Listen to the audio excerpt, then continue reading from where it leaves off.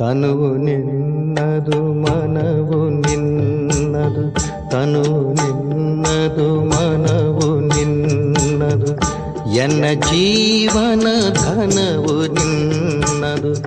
ನಾನು ನಿನ್ನವನೆಂಬ ಹೆಮ್ಮೆಯ ಋಣವು ಮಾತ್ರವೇ ನನ್ನದು. ತನು ನಿನ್ನದು ಮನವು ನಿನ್ನದು.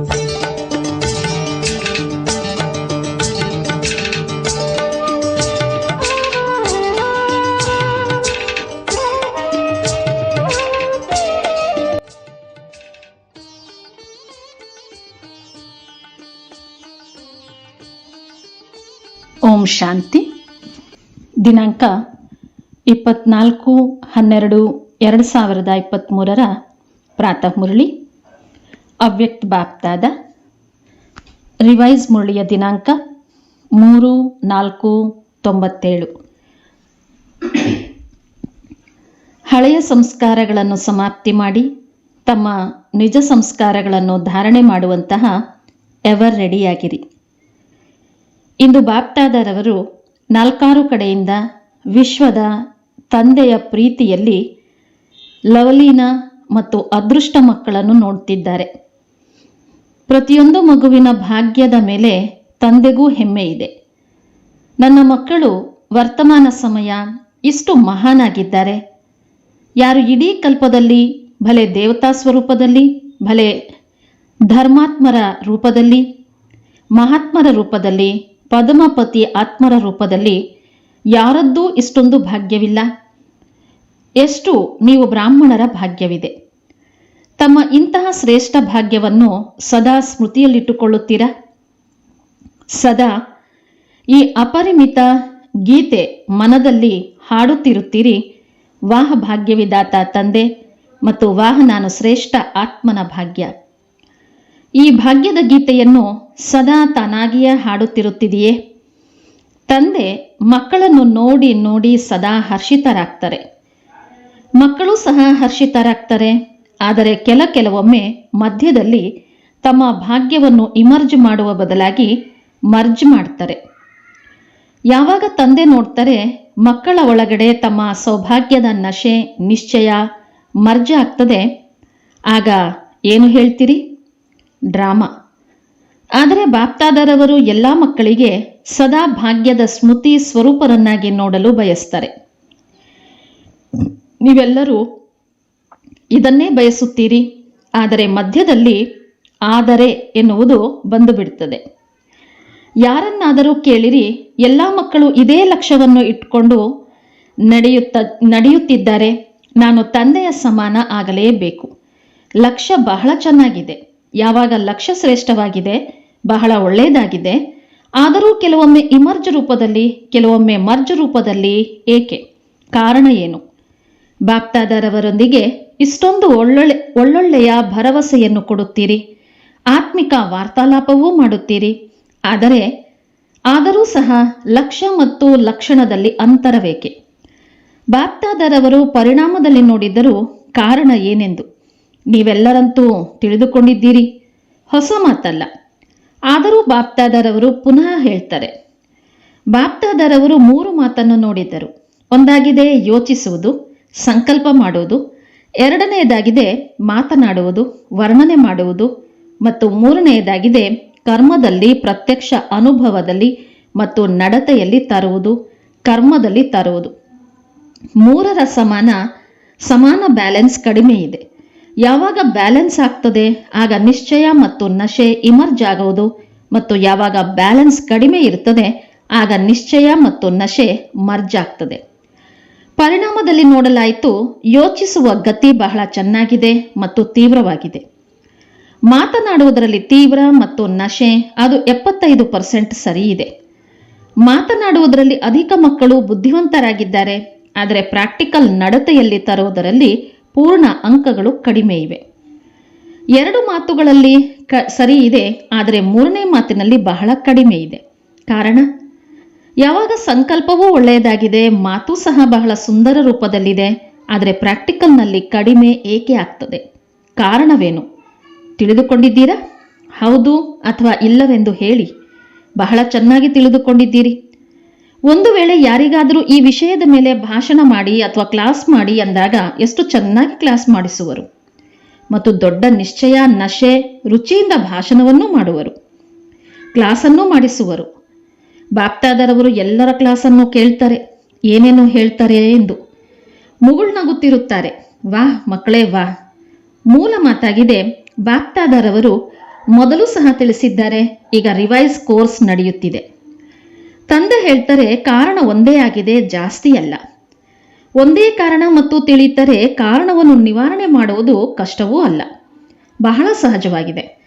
ಆದರೆ ಸಹಜವನ್ನು ಕಷ್ಟವನ್ನಾಗಿ ಮಾಡಿಕೊಳ್ಳುತ್ತಾರೆ. ಕಷ್ಟವಿಲ್ಲ ಮಾಡಿಬಿಡುತ್ತಾರೆ. ಏಕೆ? ನಶೆ ಮರ್ಜಾಗ್ತದೆ. ಒಂದೇ ಕಾರಣವಾಗಿದೆ. ಏನೆಲ್ಲ ಧಾರಣೆಯ ಮಾತುಗಳನ್ನು ಕೇಳುತ್ತೀರಿ, ಮಾಡುತ್ತೀರಿ, ಶಕ್ತಿಗಳ ರೂಪದಲ್ಲಿ, ಗುಣಗಳ ರೂಪದಲ್ಲಿ ಧಾರಣೆಯ ಮಾತುಗಳು ಬಹಳ ಚೆನ್ನಾಗಿ ಮಾತನಾಡುತ್ತೀರಿ. ಇಷ್ಟು ಚೆನ್ನಾಗಿ ಮಾತನಾಡುತ್ತೀರಿ, ಕೇಳುವಂಥವರು ಭಲೆ ಅಜ್ಞಾನಿ ಅಥವಾ ಜ್ಞಾನಿ ಇರಲಿ, ಕೇಳಿ ಬಹಳ ಚೆನ್ನಾಗಿದೆ, ಬಹಳ ಚೆನ್ನಾಗಿದೆ ಎಂದು ಚೆನ್ನಾಗಿ ಚಪ್ಪಾಳೆನೂ ಹಾಕ್ತಾರೆ, ಬಹಳ ಚೆನ್ನಾಗಿದೆ ಎನ್ನುತ್ತಾರೆ. ಆದರೆ ಎಷ್ಟು ಬಾರಿ ಆದರೆ ಎನ್ನುವುದು ಬಂತು? ಈ ಆದರೆ ವಿಘ್ನವನ್ನು ಹಾಕ್ತದೆ. ಆದರೆ ಶಬ್ದ ಸಮಾಪ್ತಿ ಮಾಡಿ, ಅರ್ಥಾತ್ ತಂದೆಯ ಸಮಾನ ಸಮೀಪ ಬರುವುದು ಮತ್ತು ತಂದೆಯ ಸಮೀಪ ಬರುವುದು ಅರ್ಥಾತ್ ಸಮಯವನ್ನು ಸಮೀಪ ತರುವುದು. ಆದರೆ ಇಲ್ಲಿಯವರೆಗೂ ಆದರೆ ಶಬ್ದವನ್ನು ಹೇಳಬೇಕಾಗಿದೆ. ತಂದೆಗೆ ಇಷ್ಟವಾಗುವುದಿಲ್ಲ, ಆದರೂ ಹೇಳಬೇಕಾಗ್ತದೆ. ಕಾರಣ ಏನಾಗಿದೆ? ಏನು ಹೇಳ್ತೀರಿ? ಧಾರಣೆಯನ್ನೂ ಮಾಡುತ್ತೀರಿ, ಧಾರಣಾ ರೂಪದಿಂದ ಧಾರಣೆ ಮಾಡುತ್ತೀರಿ ಮತ್ತು ಆ ಧಾರಣೆ ಯಾರದ್ದು ಸ್ವಲ್ಪ ಸಮಯ, ಯಾರಿಗೆ ಜಾಸ್ತಿ ಸಮಯವೂ ನಡೆಸುತ್ತದೆ. ಆದರೆ ಧಾರಣೆ ಪ್ರಾಕ್ಟಿಕಲ್ನಲ್ಲಿ ಸದಾ ಮುಂದುವರಿತಾ ನಡೆಯಲಿ, ಅದಕ್ಕಾಗಿ ಮುಖ್ಯ ಇದು ಮಾತಾಗಿದೆ. ಹೇಗೆ ದ್ವಾಪರದಿಂದ ಹಿಡಿದು ಅಂತಿಮ ಜನ್ಮದವರೆಗೂ ಏನೆಲ್ಲ ಅವಗುಣಗಳು ಅಥವಾ ಬಲಹೀನತೆಗಳಿವೆ, ಅದರ ಧಾರಣೆ ಸಂಸ್ಕಾರ ರೂಪದಲ್ಲಿ ಆಗಿದೆ ಮತ್ತು ಸಂಸ್ಕಾರವಾಗಿರುವ ಕಾರಣ ಪರಿಶ್ರಮ ಮಾಡಬೇಕಾಗುವುದಿಲ್ಲ. ಬಿಡಲು ಬಯಸುತ್ತೀರಿ, ಇಷ್ಟವಾಗುವುದಿಲ್ಲ, ಆದರೆ ಹೇಳುತ್ತೀರಿ. ಏನು ಮಾಡುವುದು? ನನ್ನ ಸಂಸ್ಕಾರವೇ ಈ ರೀತಿ ಇದೆ. ನೀವು ಬೇಜಾರು ಮಾಡಿಕೊಳ್ಳಬೇಡಿ, ನನ್ನ ಸಂಸ್ಕಾರವೇ ಈ ರೀತಿ ಇದೆ. ಸಂಸ್ಕಾರ ಹೇಗಾಯಿತು? ಮಾಡಿದಿರಿ, ಆಗಲೇ ಆಯಿತಲ್ಲವೇ ಅಂದಾಗ, ಯಾವಾಗ ದ್ವಾಪರದಿಂದ ಈ ಸಂಸ್ಕಾರಗಳಾಯಿತು, ಯಾವುದರಿಂದ ನೀವು ಸಮಯದಲ್ಲಿ ಬಲವಂತವಾಗಿ ಏನು ಮಾಡೋದು ಸಂಸ್ಕಾರವಾಗಿದೆ ಎಂದು ಹೇಳುತ್ತೀರಿ. ಬೇಡವೆಂದರೂ ಸಹ ಪ್ರಾಕ್ಟಿಕಲ್ನಲ್ಲಿ ಬಂದು ಬಿಡುತ್ತದೆ. ಯಾರಿಗೆ ಕ್ರೋಧ ಬರ್ತದೆ, ಸ್ವಲ್ಪ ಸಮಯದ ನಂತರ ಹೇಳ್ತಾರೆ, ನೀವು ಬೇಜಾರು ಮಾಡಿಕೊಳ್ಳಬೇಡಿ, ನನ್ನ ಸಂಸ್ಕಾರವಾಗಿದೆ. ಅವಗುಣಗಳ ಸಂಸ್ಕಾರ ಮಾಡಿದ್ದೀರಿ ಮತ್ತು ಗುಣಗಳ ಸಂಸ್ಕಾರ ಏಕೆ ಮಾಡಿಕೊಂಡಿಲ್ಲ? ಹೇಗೆ ಕ್ರೋಧ ಅಜ್ಞಾನದ ಶಕ್ತಿಯಾಗಿದೆ ಮತ್ತು ಜ್ಞಾನದ ಶಕ್ತಿ ಶಾಂತಿಯಾಗಿದೆ. ಸಹನೆ ಶಕ್ತಿ ಇದೆ. ಅಜ್ಞಾನದ ಶಕ್ತಿ ಕ್ರೋಧವನ್ನು ಬಹಳ ಚೆನ್ನಾಗಿ ಸಂಸ್ಕಾರ ಮಾಡಿಬಿಟ್ಟಿದ್ದೀರಿ ಮತ್ತು ಉಪಯೋಗಿಸುತ್ತಲೂ ಇರುತ್ತೀರಿ. ಆದರೂ ಕ್ಷಮೆಯನ್ನು ಕೇಳುತ್ತಿರುತ್ತೀರಿ. ಕ್ಷಮೆ ಮಾಡಿಬಿಡಿ, ಮುಂದಿನಿಂದ ಆಗೋದಿಲ್ಲ ಮತ್ತು ಮುಂದೆ ಹೋದಂತೆ ಇನ್ನೂ ಹೆಚ್ಚಿಗೆ ಆಗ್ತದೆ. ಇದಕ್ಕೆ ಕಾರಣ ಏಕೆಂದರೆ ಸಂಸ್ಕಾರ ಮಾಡಿಕೊಂಡಿದ್ದೀರಿ. ಬಾಪ್ತಾದರವರು ಮಕ್ಕಳಿಗೆ ಒಂದೇ ಮಾತನ್ನು ಪದೇ ಪದೇ ತಿಳಿಸ್ತಾರೆ. ಈಗ ಪ್ರತಿ ಗುಣವನ್ನು, ಪ್ರತಿ ಜ್ಞಾನದ ಮಾತನ್ನು ಸಂಸ್ಕಾರ ರೂಪದಲ್ಲಿ ಮಾಡಿಕೊಳ್ಳಿರಿ. ಬ್ರಾಹ್ಮಣ ಆತ್ಮರ ನಿಜ ಸಂಸ್ಕಾರ ಯಾವುದಾಗಿದೆ? ಕ್ರೋಧ ಅಥವಾ ಸಹನಶೀಲತೆಯೇ? ಯಾವುದಾಗಿದೆ? ಸಹನ ಶಕ್ತಿ, ಶಾಂತಿಯ ಶಕ್ತಿ ಇದಾಗಿದೆಯಲ್ಲವೇ? ಅವಗುಣಗಳನ್ನು ಸಹಜವಾಗಿ ಸಂಸ್ಕಾರ ಮಾಡಿಕೊಂಡಿದ್ದೀರಿ. ಎಷ್ಟು ತಮ್ಮದಾಗಿಸಿಕೊಂಡಿದ್ದೇವೆಂದರೆ ಬೇಡವೆಂದರೂ ಬರುತ್ತಿರುತ್ತದೆ. ಇದೇ ರೀತಿಯಲ್ಲಿ ಗುಣಗಳನ್ನು ತಮ್ಮದಾಗಿಸಿಕೊಂಡು ಸಂಸ್ಕಾರಗಳನ್ನು ಮಾಡಿಕೊಳ್ಳಿರಿ. ನನ್ನ ನಿಜ ಸಂಸ್ಕಾರ ಯಾವುದಾಗಿದೆ? ಇದನ್ನು ಸದಾ ನೆನಪಿಟ್ಟುಕೊಳ್ಳಿ. ಅವರಂತೂ ರಾವಣನ ಆಸ್ತಿಯನ್ನು ಸಂಸ್ಕಾರಗಳನ್ನಾಗಿ ಮಾಡಿಕೊಂಡರು, ಬೇರೆಯವರ ವಸ್ತುವನ್ನು ತಮ್ಮದನ್ನಾಗಿ ಮಾಡಿಕೊಂಡರು. ಈಗ ತಂದೆಯ ಖಜಾನೆಯನ್ನು ತಮ್ಮದನ್ನಾಗಿ ಮಾಡಿಕೊಳ್ಳಿರಿ. ರಾವಣನ ವಸ್ತುವನ್ನು ಸಂಭಾಳನೆ ಮಾಡಿಕೊಳ್ಳುತ್ತೀರಿ ಮತ್ತು ತಂದೆಯ ವಸ್ತುವನ್ನು ಕಳೆದು ಹಾಕುತ್ತೀರಿ. ಏಕೆ? ರಾವಣನೊಂದಿಗೆ ಪ್ರೀತಿ ಇದೆ. ರಾವಣ ಇಷ್ಟವಾಗುತ್ತಾನೆಯೇ ಅಥವಾ ತಂದೆ ಇಷ್ಟವಾಗುತ್ತಾರೋ? ಎಲ್ಲರೂ ತಂದೆ ಇಷ್ಟವಾಗುತ್ತಾರೆಂದು ಹೇಳ್ತಾರೆ. ಇದನ್ನು ಮನಸ್ಸಿನಿಂದ ಹೇಳುತ್ತಿದ್ದೀರಾ? ಆದರೆ ಯಾರು ಇಷ್ಟವಾಗ್ತಾರೆ ಅವರ ಮಾತುಗಳು ನಿಶ್ಚಯದ ಶಾಹಿಯಿಂದ ಹೃದಯದಲ್ಲಿ ಸಮಾವೇಶವಾಗ್ತದೆ. ಯಾರಾದರೂ ರಾವಣನ ಸಂಸ್ಕಾರಕ್ಕೆ ವಶರಾಗ್ತಾರೆ, ಆದರೂ ಹೇಳ್ತಾರೆ, ಬಾಬಾ ನಿಮ್ಮೊಂದಿಗೆ ನನ್ನದು ಬಹಳ ಪ್ರೀತಿ ಇದೆ, ಬಹಳ ಪ್ರೀತಿ ಇದೆ. ಬಾಬಾರವರು ಅವರಿಗೆ ಹೇಳ್ತಾರೆ, ಎಷ್ಟು ಪ್ರೀತಿ ಇದೆ? ಆಕಾಶದಿಂದಲೂ ಹೆಚ್ಚು ಎಂದು ಹೇಳುತ್ತೀರಿ. ಎಷ್ಟು ಮುದ್ದಾದ ಮಕ್ಕಳು ಎಂದು ಬಾಬಾರವರು ಸಹ ಹೇಳಿ ಖುಷಿಯಾಗ್ತಾರೆ. ಆದರೂ ತಂದೆ ಹೇಳ್ತಾರೆ, ತಂದೆ ಎಲ್ಲಾ ಮಕ್ಕಳಿಗೆ ಭರವಸೆ ಕೊಡ್ತಾರೆ.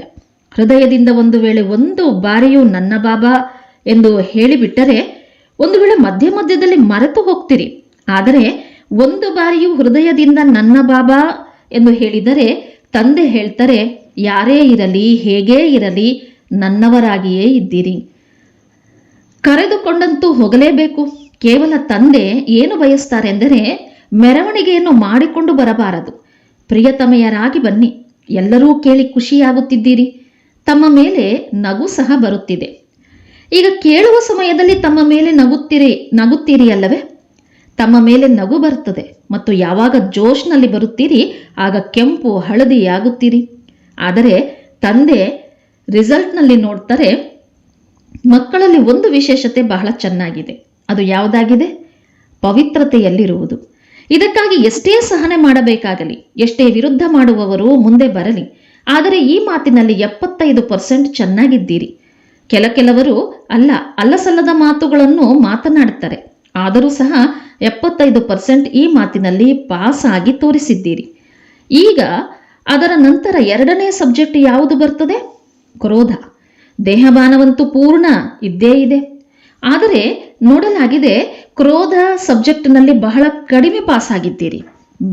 ಬಹುಶಃ ಕ್ರೋಧ ಯಾವ ವಿಕಾರವೂ ಅಲ್ಲ, ಇದು ಶಾಸ್ತ್ರವಾಗಿದೆ, ವಿಕಾರವಲ್ಲ. ಶಸ್ತ್ರವಾಗಿದೆ, ವಿಕಾರವಲ್ಲ. ಈ ರೀತಿ ತಿಳಿದುಕೊಳ್ಳುತ್ತೀರಾ? ಆದರೆ ಕ್ರೋಧ ಜ್ಞಾನೀತು ಆತ್ಮನಿಗೆ ಮಹಾಶತ್ರುವಾಗಿದೆ. ಯಾಕೆಂದರೆ ಕ್ರೋಧ ಅನೇಕ ಆತ್ಮರ ಸಂಬಂಧ ಸಂಪರ್ಕದಲ್ಲಿ ಬರುವುದರಿಂದ ಪ್ರಸಿದ್ಧವಾಗ್ತದೆ. ಮತ್ತು ಕ್ರೋಧವನ್ನು ನೋಡಿ ತಂದೆಯ ಹೆಸರು ಬಹಳಷ್ಟು ಗ್ಲಾನಿ ಆಗ್ತದೆ. ಹೇಳುವವರು ಇದೇ ಹೇಳ್ತಾರೆ, ಜ್ಞಾನಿ ಆತ್ಮ ಮಕ್ಕಳನ್ನು ನೋಡಿದ್ದೇವೆ, ಕ್ರೋಧದ ಅನೇಕ ರೂಪಗಳಿವೆ. ಒಂದಂತೂ ಮಹಾನ್ ರೂಪ ನೀವು ಚೆನ್ನಾಗಿ ತಿಳಿದುಕೊಂಡಿದ್ದೀರಿ, ಕಾಣಿಸ್ತದೆ ಇವರು ಕ್ರೋಧ ಮಾಡುತ್ತಿದ್ದಾರೆ ಎಂದು. ಎರಡನೆಯದ್ದು ಕ್ರೋಧದ ಸೂಕ್ಷ್ಮ ಸ್ವರೂಪ ಒಳಗಡೆ ಈರ್ಷೆ, ದ್ವೇಷ, ತಿರಸ್ಕಾರವಾಗಿದೆ. ಈ ಸ್ವರೂಪದಲ್ಲಿ ಜೋರಾಗಿ ಮಾತನಾಡುವುದು ಅಥವಾ ಹೊರಗಡೆಯಿಂದ ಯಾವುದೇ ರೂಪದಲ್ಲಿ ಕಾಣಿಸುವುದಿಲ್ಲ. ಆದರೆ ಹೇಗೆ ಹೊರಗಡೆ ಕ್ರೋಧ ಬರ್ತದೆ ಅಂದಾಗ ಕ್ರೋಧ ಅಗ್ನಿರೂಪವಾಗಿದೆಯಲ್ಲವೇ? ಅವರ ಒಳಗಡೆ ಸ್ವಯಂ ಸುಡುತ್ತಿರುತ್ತಾರೆ ಮತ್ತು ಇನ್ನೊಬ್ಬರನ್ನೂ ಸಹ ಸುಡುತ್ತಿರುತ್ತಾರೆ. ಈ ಈರ್ಷೆ, ದ್ವೇಷ, ತಿರಸ್ಕಾರ ಇವು ಯಾರಲ್ಲಿವೆ? ಅವರು ಈ ಅಗ್ನಿಯಲ್ಲಿ ಒಳಗಡೆಯೇ ಸುಡುತ್ತಿರುತ್ತಾರೆ. ಹೊರಗಡೆಯಿಂದ ಕೆಂಪು ಹಳದಿಯಾಗುವುದಿಲ್ಲ. ಕೆಂಪು ಹಳದಿಯು ಸರಿ ಇದೆ, ಆದರೆ ಅವರು ಕಪ್ಪಾಗ್ತಾರೆ. ಮೂರನೆಯದು ಕ್ರೋಧದ ಚತುರತೆಯ ರೂಪವೂ ಆಗಿದೆ. ಅದೇನಾಗಿದೆ? ಹೇಳುವುದರಲ್ಲಿ, ತಿಳಿದುಕೊಳ್ಳುವುದರಲ್ಲಿ ಈ ರೀತಿ ತಿಳಿಯುತ್ತಾರೆ ಅಥವಾ ಹೇಳ್ತಾರೆ, ಕೆಲವೊಮ್ಮೆ ಗಂಭೀರ ಸೀರಿಯಸ್ ಆಗಿಬಿಡುತ್ತಾರೆ. ಕಲ್ಯಾಣಕ್ಕೋಸ್ಕರ ಕೆಲವೊಮ್ಮೆ ಕಾನೂನನ್ನು ತೆಗೆದುಕೊಳ್ಳಬೇಕಾಗ್ತದೆ. ಈಗ ಕಲ್ಯಾಣವಾಗಿದೆಯೇ ಅಥವಾ ಇಲ್ಲವೇ? ತಮ್ಮೊಂದಿಗೆ ಕೇಳಿಕೊಳ್ಳಿರಿ. ಬಾಪ್ದಾದರವರು ಯಾರಿಗೂ ಎಂದಿಗೂ ತಮ್ಮ ಕೈಯಲ್ಲಿ ಕಾನೂನು ತೆಗೆದುಕೊಳ್ಳುವ ಅನುಮತಿ ಕೊಟ್ಟಿಲ್ಲ. ಎಂದಾದರೂ ಯಾವುದೇ ಮುರಳಿಯಲ್ಲಿ ಹೇಳಿದ್ದಾರೆಯೇ ತೆಗೆದುಕೊಳ್ಳಿ ಎಂದು? ಕ್ರೋಧವನ್ನು ಮಾಡಬೇಡಿರಿ. ಕಾನೂನು ತೆಗೆದುಕೊಳ್ಳುವವರ ಒಳಗಡೆಯ ರೂಪ ಅದೇ ಕ್ರೋಧದ ಅಂಶವಾಗಿರ್ತದೆ. ಅವರೂ ಸಹ ನಿಮಿತ್ತಾತ್ಮರಾಗಿದ್ದಾರೆ. ಅವರೂ ಸಹ ಕಾನೂನನ್ನು ತೆಗೆದುಕೊಳ್ಳುವುದಿಲ್ಲ. ಆದರೆ ಅವರಿಗೆ ಕಾನೂನನ್ನು ಪುನಃ ಹೇಳಬೇಕಾಗ್ತದೆ. ಕಾನೂನನ್ನು ಯಾರೂ ತೆಗೆದುಕೊಳ್ಳಲು ಸಾಧ್ಯವಿಲ್ಲ. ಆದರೆ ನಿಮಿತ್ತರಾಗಿರುವವರು ಎಂದರೆ ತಂದೆಯ ಮೂಲಕ ಮಾಡಿರುವಂತಹ ಕಾನೂನನ್ನು ಪುನಃ ರಿವೈಸ್ ಮಾಡಬೇಕಾಗ್ತದೆ. ನಿಮಿತ್ತ ಆಗಿರುವವರಿಗೆ ಇಷ್ಟು ಅನುಮತಿ ಇದೆ, ಎಲ್ಲರಿಗೂ ಇಲ್ಲ. ಇಂದು ಬಾಪ್ದಾದರವರು ಅಧಿಕೃತವಾಗಿ ಶಿಕ್ಷಣವನ್ನು ನೀಡುತ್ತಿದ್ದಾರೆ. ಪ್ರೀತಿಯಿಂದ ತೆಗೆದುಕೊಳ್ಳಿರಿ. ಏಕೆಂದರೆ ಬಾಪ್ದಾದರವರು ಮಕ್ಕಳು ಮಾಡಿರುವಂತಹ ಭರವಸೆಗಳನ್ನು ಕೊಟ್ಟಿರುವುದನ್ನು ನೋಡಿ ಕೇಳಿ ಮುಗುಳ್ನಗುತ್ತಿದ್ದಾರೆ. ಈಗ ಬಾಪ್ದಾದರವರು ಏನೆಲ್ಲ ತಿಳಿಸಿದ್ದಾರೆಯೋ ಪ್ರತಿ ಗುಣವನ್ನು ನಿಜ ಸಂಸ್ಕಾರವನ್ನಾಗಿ ಮಾಡಿಕೊಳ್ಳಿರಿ. ಅಂಡರ್ಲೈನ್ ಮಾಡಿದ್ದೀರಾ? ಈಗಿನಿಂದಲೇ ಹೇಳಿರಿ. ಶಾಂತ ಸ್ವರೂಪದಲ್ಲಿರುವುದು, ಸಹನಶೀಲರಾಗುವುದು, ಇದಂತೂ ನನ್ನ ಸಂಸ್ಕಾರವಾಗಿ ಬಿಟ್ಟಿದೆ. ನಂತರ ಬಾಪ್ದಾದರವರ ಯಾವಾಗ ಮಿಲನ ಮಾಡಲು ಬರ್ತಾರೆ, ಬಾಪ್ದಾದರವರ ಮುಂದೆ ಈ 5-6 ತಿಂಗಳಲ್ಲಿ ಇದನ್ನು ತಮ್ಮ ನಿಜ ಸಂಸ್ಕಾರವನ್ನಾಗಿ ಮಾಡಿಕೊಂಡು ತೋರಿಸಿರಿ. ಇದಕ್ಕಾಗಿ ಇಂದು ರಿಸಲ್ಟ್ ತಿಳಿಸ್ತಿದ್ದಾರೆ. ಕ್ರೋಧದ ರಿಪೋರ್ಟ್ ಅಂತೂ ಬಹಳಷ್ಟು ಬರ್ತದೆ. ದೊಡ್ಡದು ಚಿಕ್ಕದು ಭಿನ್ನ ಭಿನ್ನ ರೂಪದಿಂದ ಕ್ರೋಧ ಮಾಡ್ತಾರೆ. ಈಗ ಬಾಪ್ದಾದರವರು ಹೆಚ್ಚು ಹೇಳುವುದಿಲ್ಲ, ಆದರೆ ಕಥೆಗಳಂತೂ ಬಹಳ ಮಜವಾಗಿವೆ. ಇದಕ್ಕಾಗಿ ಇಂದಿನಿಂದ ಕ್ರೋಧಕ್ಕೆ ಏನು ಮಾಡುತ್ತೀರಿ? ವಿದಾಯಿ ಕೊಡುತ್ತೀರಾ? ಎಲ್ಲರೂ ಚಪ್ಪಾಳೆ ಹಾಕಿದರು. ನೋಡಿ, ಚಪ್ಪಾಳೆ ಹಾಕುವುದು ಸಹಜವಾಗಿದೆ, ಆದರೆ ಕ್ರೋಧದ ಚಪ್ಪಾಳೆಯನ್ನು ಹಾಕಬೇಡಿರಿ. ಬಾಪ್ತಾದರವರು ಈಗ ಇದನ್ನು ಪದೇ ಪದೇ ಕೇಳಲು ಬಯಸುವುದಿಲ್ಲ. ಆದರೂ ಸಹ ದಯೆ ಬರುತ್ತದೆ ಎಂದಾಗ ಕೇಳ್ತಾರೆ. ಇಂದಿನಿಂದ ಈ ರೀತಿ ಹೇಳಬೇಡಿ, ಬಾಬಾ ಮಾತಂತೂ ಕೊಟ್ಟಿದ್ದೆವು, ಆದರೆ ಪುನಃ ಪುನಃ ಆದರೆ ಬಂದು ಬಿಟ್ಟಿತು, ಏನು ಮಾಡುವುದು? ಬಯಸುವುದಿಲ್ಲ, ಬಂದು ಬಿಡ್ತು. ನೀವೇ ಮಾಯೆಗೆ ತಿಳಿಸಿರಿ, ಕ್ರೋಧಕ್ಕೆ ತಿಳಿಸಿರಿ. ಈ ಪುರುಷಾರ್ಥವನ್ನು ತಂದೆ ಮಾಡಿದರೆ ಮಕ್ಕಳೇನು ಪ್ರಾರಬ್ಧ ತೆಗೆದುಕೊಳ್ಳುವಿರಿ? ಈ ಪರಿಶ್ರಮ ತಂದೆ ಮಾಡಬೇಕೇ? ಇಂತಹ ಮಾತನ್ನು ತಂದೆಗೆ ಹೇಳಬೇಡಿ. 5 ತಿಂಗಳ ನಂತರ ಪರಿಣಾಮ ನೋಡುವರು. ಭಲೆ ನೀವು ಹೇಳುತ್ತೀರೋ ಅಥವಾ ಹೇಳದೇ ಇರುತ್ತೀರೋ, ತಂದೆ ಹತ್ತಿರವಂತೂ ಬಂದು ಬಿಡ್ತದೆ, ತಲುಪುತ್ತದೆ. ಏನ್ ಮಾಡುವುದು? ಆಗಿ ಹೋಯಿತು, ಪರಿಸ್ಥಿತಿ ಈ ರೀತಿ ಬರ್ತದೆ, ಬಹಳ ದೊಡ್ಡ ಮಾತಾಯ್ತಲ್ಲವೇ? ಇಂತಹ ರಿಸಲ್ಟ್ ಇರಬಾರದು. ತಂದೆಗೂ ಸಹ ತಿಳಿಸುವಂತಹ ಪ್ರಯತ್ನ ಪಡುತ್ತೀರಿ, ಬಹಳ ಬುದ್ಧಿವಂತರಾಗಿದ್ದೀರಿ. ಹೇಳ್ತೀರಿ, ಬಾಬಾ ಚಿಕ್ಕ ಪುಟ್ಟ ಮಾತುಗಳಂತೂ ಪಾರು ಮಾಡ್ತೇವೆ, ಆದರೆ ಇದು ಬಹಳ ದೊಡ್ಡ ಮಾತಾಗಿತ್ತಲ್ಲವೇ? ಈಗ ಯಾರ ಮೇಲೆ ದೋಷವನ್ನಿಟ್ಟಿರಿ? ಮಾತಿನ ಮೇಲೆ. ಮತ್ತು ಮಾತು ಏನು ಮಾಡುವುದು? ಬಂದಿತ್ತು ಮತ್ತು ಹೋಯಿತು. 5,000 ವರ್ಷದ ನಂತರ ಮಾತು ಬರುವುದು, ಆ ವಿಷಯ ಬರುವುದು. ಯಾವುದು 5,000 ವರ್ಷದ ನಂತರ ಬರುವುದಿದೆ ಅದರ ಮೇಲೆ ದೋಷ ಹಾಕ್ತೀರಿ. ಈ ರೀತಿ ಮಾಡಬೇಡಿ. ಏನು ಮಾಡುವುದು? ಈ ಸಂಕಲ್ಪವನ್ನೂ ಸಹ ಮಾಡಬೇಡಿ. ಬಾಪ್ತಾದರವರು ಕ್ರೋಧಕ್ಕಾಗಿ ಏಕೆ ವಿಶೇಷವಾಗಿ ಹೇಳುತ್ತಿದ್ದಾರೆ? ಏಕೆಂದರೆ ಒಂದು ವೇಳೆ ಕ್ರೋಧಕ್ಕೆ ತಮ್ಮ ವಿದಾಯಿ ಕೊಟ್ಟಿರಿ ಎಂದರೆ ಇದರಲ್ಲಿ ಲೋಭ, ಇಚ್ಛೆ ಎಲ್ಲವೂ ಬರ್ತದೆ. ಲೋಭ ಕೇವಲ ಹಣ ಮತ್ತು ತಿನ್ನುವುದರ ಮೇಲೆ ಬರುವುದಿಲ್ಲ. ಭಿನ್ನ ಭಿನ್ನ ಪ್ರಕಾರದಾಗಿ, ಜ್ಞಾನದ್ದಾಗಿ ಅಥವಾ ಅಜ್ಞಾನದ ಯಾವುದೇ ಇಚ್ಛೆ, ಇದು ಸಹ ಲೋಭವಾಗಿದೆ. ಕ್ರೋಧವನ್ನು ಸಮಾಪ್ತಿ ಮಾಡುವುದರಿಂದ ಲೋಭ ಸ್ವತಃವಾಗಿಯೇ ಸಮಾಪ್ತಿಯಾಗ್ತದೆ. ಅಹಂಕಾರವೂ ಸಹ ಸಮಾಪ್ತಿಯಾಗ್ತದೆ. ಅಭಿಮಾನ ಬರುತ್ತದೆಯಲ್ಲವೇ? ನಾನು ದೊಡ್ಡವನು, ನಾನು ತಿಳುವಳಿಕೆ ಉಳ್ಳವನು, ನನಗೆ ಗೊತ್ತಿದೆ. ಇವರು ತಮ್ಮನ್ನೇನೆಂದು ತಿಳಿದುಕೊಳ್ತಾರೆ. ಆಗ ಕ್ರೋಧ ಬರ್ತದೆ. ಅಭಿಮಾನ ಮತ್ತು ಲೋಭ 2 ಒಟ್ಟಿಗೆ ವಿದಾಯಿ ತೆಗೆದುಕೊಳ್ತವೆ.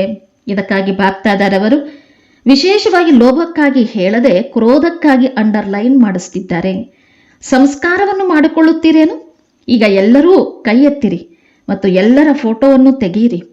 ಈಗ ಸ್ವಲ್ಪ ಶುಭಾಶಯಗಳನ್ನು ಕೊಡ್ತಾರೆ. ಬಹಳಷ್ಟು ಅಲ್ಲ ಮತ್ತು ಯಾವಾಗ ಬಹಳಷ್ಟು ಅಲ್ಲ ಮತ್ತು ಯಾವಾಗ ಪುನಃ ರಿಸಲ್ಟ್ ನೋಡುವರು, ಆಗ ವತನದ ದೇವತೆಗಳು ಸಹ, ಸ್ವರ್ಗದ ದೇವತೆಗಳು ಸಹ ನಿಮ್ಮ ಮೇಲೆ ವಾಹ್ ವಾಹನ ಪುಷ್ಪಗಳನ್ನು ಸುರಿಯುವರು. ಇಂದಿನಿಂದ ಪ್ರತಿಯೊಬ್ಬರೂ ತಮ್ಮಲ್ಲಿ ನೋಡಿಕೊಳ್ಳಿರಿ, ಬೇರೆಯವರನ್ನು ನೋಡಬಾರದು. ಬೇರೆಯವರ ಈ ಮಾತುಗಳು ನೋಡಲು ಮನಸ್ಸಿನ ಕಣ್ಣುಗಳು ಮುಚ್ಚಿಕೊಳ್ಳಿರಿ. ಈ ಕಣ್ಣುಗಳಂತೂ ಮುಚ್ಚಿಕೊಳ್ಳುವುದಕ್ಕೆ ಸಾಧ್ಯವಿಲ್ಲ ಅಲ್ವೇ? ಆದರೆ ಮನಸ್ಸಿನ ಕಣ್ಣುಗಳನ್ನು ಮುಚ್ಚಿಕೊಳ್ಳಿರಿ. ಇನ್ನೊಬ್ಬರು ಮಾಡ್ತಾರೆ ಅಥವಾ ಮೂರನೆಯವರು ಮಾಡ್ತಾರೆ, ನಾನು ನೋಡಬಾರದು. ತಂದೆಯೂ ಸಹ ಇಷ್ಟು ಜೋರಾಗಿ ಒತ್ತಡ ಕೊಟ್ಟು ಹೇಳುತ್ತಿದ್ದಾರೆ. ಒಂದು ವೇಳೆ ಯಾರೇ ವಿರಳ ಮಹಾರಥಿ ಸಹ ಈ ರೀತಿ ಯಾವುದೇ ಬಲಹೀನತೆಯನ್ನು ಮಾಡಿದರೆ ಅದನ್ನು ನೋಡೋದಕ್ಕೋಸ್ಕರ ಅಥವಾ ಕೇಳುವುದಕ್ಕೆ ಮನಸ್ಸನ್ನು ಅಂತರ್ಮುಖಿಯನ್ನಾಗಿ ಮಾಡಿಕೊಳ್ಳಿರಿ. ನಗುವಿನ ಮಾತುಗಳನ್ನು ತಿಳಿಸಿರಿ. ಬಾಪ್ತಾದರವರು ಇಂದು ಸ್ವಲ್ಪ ಸ್ಪಷ್ಟವಾಗಿ ತಿಳಿಸ್ತಿದ್ದಾರೆ. ಬೇಜಾರಂತೂ ಆಗುವುದಿಲ್ಲವೇ? ಒಳ್ಳೆಯದು. ಇನ್ನೊಂದು ಮಾತನ್ನು ಸ್ಪಷ್ಟವಾಗಿ ತಿಳಿಸ್ತೇನೆ.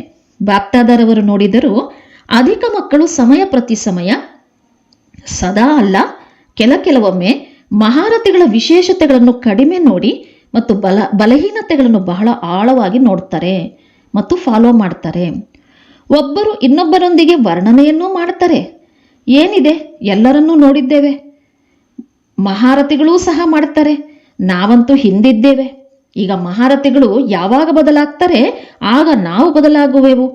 ಆದರೆ ಮಹಾರಥಿಗಳ ತಪಸ್ಸು, ಮಹಾರಥಿಗಳ ಬಹುಕಾಲದ ಪುರುಷಾರ್ಥ ಅವರನ್ನು ಎಕ್ಸ್ಟ್ರಾ ಮಾರ್ಕ್ಸ್ ಕೊಟ್ಟು ಪಾಸ್ ವಿತ್ ಆನರ್ ಮಾಡ್ತದೆ.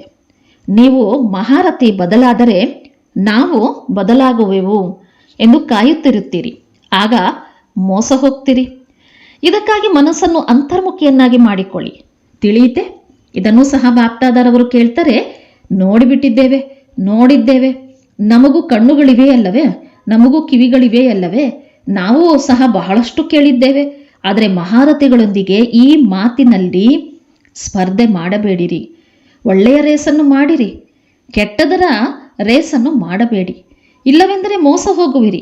ತಂದೆಗೆ ದಯೆ ಬರ್ತದೆ. ಏಕೆಂದರೆ ಮಹಾರಥಿಗಳ ಫೌಂಡೇಶನ್ ನಿಶ್ಚಯ, ಅಖಂಡ, ಅಚಲವಾಗಿದೆ. ಅವರ ಆಶೀರ್ವಾದಗಳು ಎಕ್ಸ್ಟ್ರಾ ಮಹಾರಥಿಗಳಿಗೆ ಸಿಗ್ತದೆ. ಇದಕ್ಕಾಗಿ ಇಂದು ಮನಸ್ಸಿನ ಕಣ್ಣುಗಳನ್ನು ಈ ಮಾತಿಗಾಗಿ ತೆರೆಯಬೇಡಿರಿ, ಮುಚ್ಚಿಕೊಳ್ಳಿರಿ. ಕೇಳುವುದರ ಬದಲಾಗಿ ಮನಸ್ಸನ್ನು ಅಂತರ್ಮುಖಿಯನ್ನಾಗಿ ಮಾಡಿಕೊಳ್ಳಿ. ತಿಳಿಯಿತೆ? ಇಂದು ಬಿಸಿ ಬಿಸಿ ಹಲ್ವಾ ತಿನ್ನಿಸಲಾಯಿತು, ಆದರೆ ನಿಜ ಸಂಸ್ಕಾರಗಳನ್ನು ಮಾಡಿಕೊಳ್ಳಿರಿ. ಪರಿಶ್ರಮ ಪಡುತ್ತೀರಿ, ಅದು ಸಹ ಬಾಪ್ದಾದರವರಿಗೆ ಇಷ್ಟವಿಲ್ಲ. ಬಾಪ್ದಾದರವರು ಮಕ್ಕಳ ಒಂದು ಅದ್ಭುತವಾದ ಚಿತ್ರವನ್ನು ನೋಡಿದರು. ಆ ಚಿತ್ರವನ್ನು ನೋಡುವೆವು, ಬಹಳಷ್ಟು ಹಲ್ವಾವನ್ನು ತಿಂದೆವು ಎಂದು ಕೇಳಲು ಬಯಸುತ್ತೀರಾ? ಚಿತ್ರ ಅದ್ಭುತವಾಗಿದೆ. ಬಾಪ್ದಾದರವರಿಗೂ ಸಹ ಅದ್ಭುತವೆನಿಸ್ತದೆ. ಏನು ಚಿತ್ರವನ್ನು ನೋಡಿದ್ದೀರಿ? ಏನೆಂದರೆ, ಮಕ್ಕಳು ಹೇಳುವುದೊಂದು, ಮಾಡುವುದು ಇನ್ನೊಂದಾಗಿದೆ. ಮುಖದಿಂದ ಹೇಳುತ್ತೀರಿ, ನಾವು ಲಕ್ಷ್ಮೀನಾರಾಯಣರಾಗುವೆವು, ರಾಮ ಸೀತೆಯರಲ್ಲ, ಲಕ್ಷ್ಮೀನಾರಾಯಣ. ಮತ್ತು ಮಾಡುವುದೇನು? ಲಕ್ಷ್ಮೀನಾರಾಯಣರಾಗ್ತೇವೆ ಎಂದು ಹೇಳ್ತೀರಿ. ಹೇಳುವವರ ಬಾಯಲ್ಲಿ ಗುಲಾಬ್ ಜಾಮೂನ್. ಆದರೆ ಏನು ಮಾಡ್ತೀರಿ? ಪಕ್ಕಾ ಲಕ್ಷ್ಮೀನಾರಾಯಣರಾಗ್ತೀರಾ ಎಂದು ಕೇಳಿರಿ, ಹೌದು ಎನ್ನುವರು. 100% ಲಕ್ಷ್ಮೀನಾರಾಯಣರಾಗ್ತೇವೆ ಎಂದು ಹೇಳುತ್ತೀರಿ. ಆದರೆ ಚಿತ್ರವನ್ನು ಏನೆಂದು ತೋರಿಸುತ್ತೀರಿ? ತ್ರೇತಾಯುಗದ ರಾಮನ ಸಮಾನ ಯುದ್ಧ ಮಾಡುತ್ತಿರುತ್ತೀರಿ. ಬಿಲ್ಲು ಬಾಣ ಕೈಯಲ್ಲಿ ಸದಾ ಇರ್ತದೆ. ಲಕ್ಷ್ಮೀನಾರಾಯಣರಾಗ್ತೇವೆ ಎಂದು ಹೇಳ್ತೀರಿ, ಆದರೆ ಪ್ರಾಕ್ಟಿಕಲ್ನಲ್ಲಿ ತ್ರೇತಾಯುಗದ ರಾಮನ ಸಮಾನ ಯುದ್ಧ ಮಾಡುತ್ತಿರುತ್ತೀರಿ. ಸದಾ ಅರ್ಧ ಸಮಯ ಯುದ್ಧದಲ್ಲಿ, ಅರ್ಧ ಸಮಯ ಯೋಗದಲ್ಲಿ. ಎಲ್ಲರೂ ಅಲ್ಲ, ಆದರೆ ಅನೇಕರಿದ್ದಾರೆ. ಬಾಪ್ದಾದರವರಿಗೆ ಈ ಚಿತ್ರವನ್ನು ನೋಡಿ ಅದ್ಭುತ ಚಿತ್ರವೆನಿಸ್ತದೆ. ಏನು ಹೇಳುತ್ತೀರೋ, ಏನೋ ಒಳ್ಳೆಯದನ್ನು ಯೋಚಿಸುತ್ತೀರೋ ಅದನ್ನು ಮಾಡಲೇಬೇಕು. ಅದರ ಸಹಜ ವಿಧಿಯನ್ನು ತಿಳಿಸಿದರು. ವಾಸ್ತವ ನಿಜ ಸಂಸ್ಕಾರಗಳನ್ನು ಇಮರ್ಜ್ ಮಾಡಿಕೊಳ್ಳಿರಿ. ಸಂಸ್ಕಾರದಿಂದ ಸ್ವತಃವಾಗಿ ಕರ್ಮ ಆಗಿಯೇ ಬಿಡುತ್ತದೆ. ಪರಿಶ್ರಮ ಕಡಿಮೆ, ಸಫಲತೆ ಹೆಚ್ಚಾಗ್ತದೆ.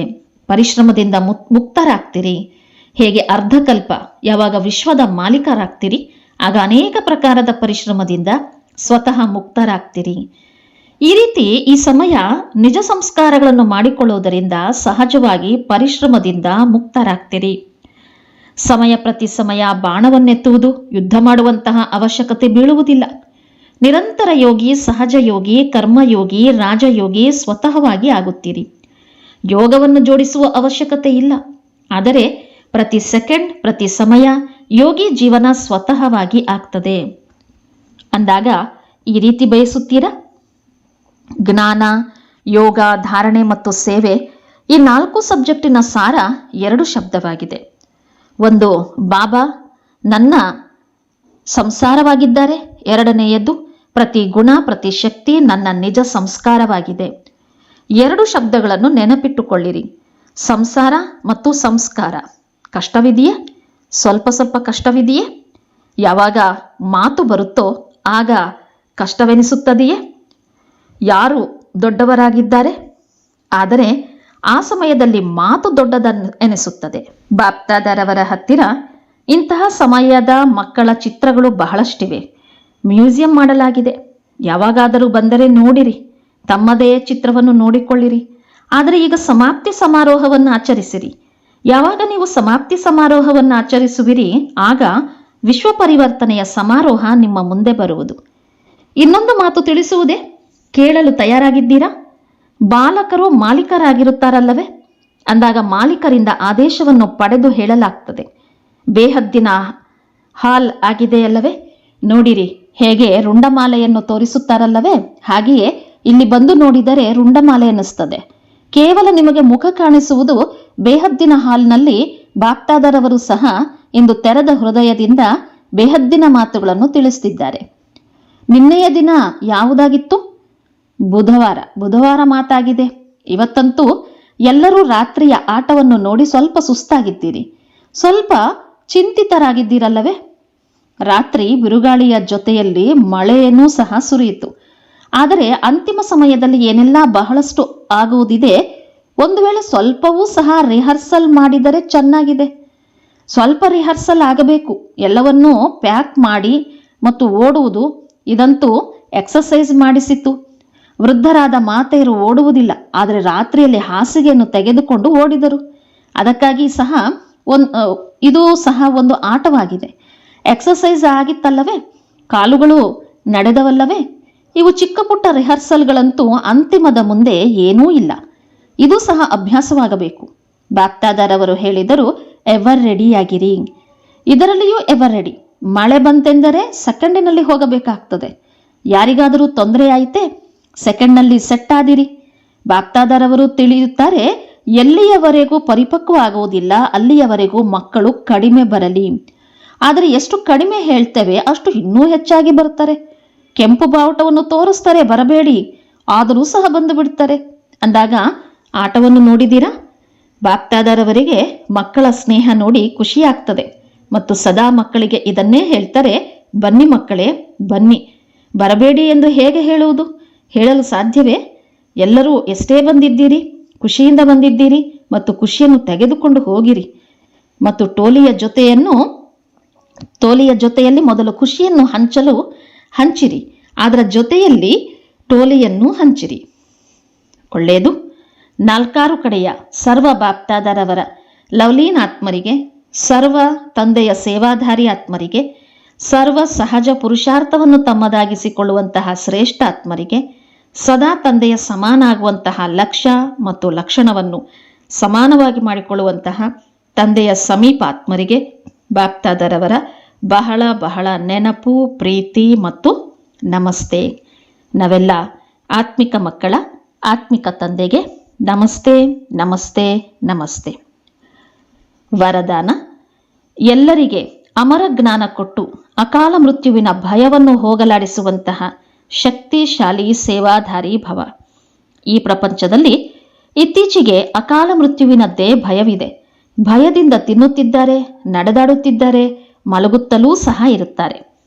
ಇಂತಹ ಆತ್ಮಗಳಿಗೆ ಖುಷಿಯ ಮಾತನ್ನು ಹೇಳಿ ಭಯ ಹೋಗಲಾಡಿಸಿ, ನಾವು ನಿಮಗೆ 21 ಜನ್ಮಗಳಿಗೆ ಅಕಾಲ ಮೃತ್ಯುವಿನಿಂದ ರಕ್ಷಿಸುತ್ತೇವೆ ಎನ್ನುವ ಖುಷಿಯ ಸಮಾಚಾರ ತಿಳಿಸಿ. ಎಲ್ಲ ಆತ್ಮಗಳಿಗೆ ಅಮರ ಜ್ಞಾನ ಕೊಟ್ಟು ಅಮರರನ್ನಾಗಿ ಮಾಡಿ, ಯಾವುದರಿಂದ ಅವರು ಜನ್ಮಾಂತರಕ್ಕೆ ಅಕಾಲ ಮೃತ್ಯುವಿನಿಂದ ಸುರಕ್ಷಿತವಾಗಿರಲಿ. ಈ ರೀತಿ ತಮ್ಮ ಶಾಂತಿ ಮತ್ತು ಸುಖದ ವೈಬ್ರೇಷನ್ನಿಂದ ಜನರಿಗೆ ಸುಖ ನೆಮ್ಮದಿಯ ಅನುಭೂತಿ ಮಾಡಿಸುವಂತಹ ಶಕ್ತಿಶಾಲಿ ಸೇವಾಧಾರಿಗಳಾಗಿರಿ. ಸುವಾಕ್ಯ: ನೆನಪು ಮತ್ತು ಸೇವೆಯ ಬ್ಯಾಲೆನ್ಸ್ ಇಡುವುದರಿಂದಲೇ ಸರ್ವರಿಂದ ಆಶೀರ್ವಾದ ಸಿಗುವುದು. ಒಳ್ಳೆಯದು. ಓಂ ಶಾಂತಿ.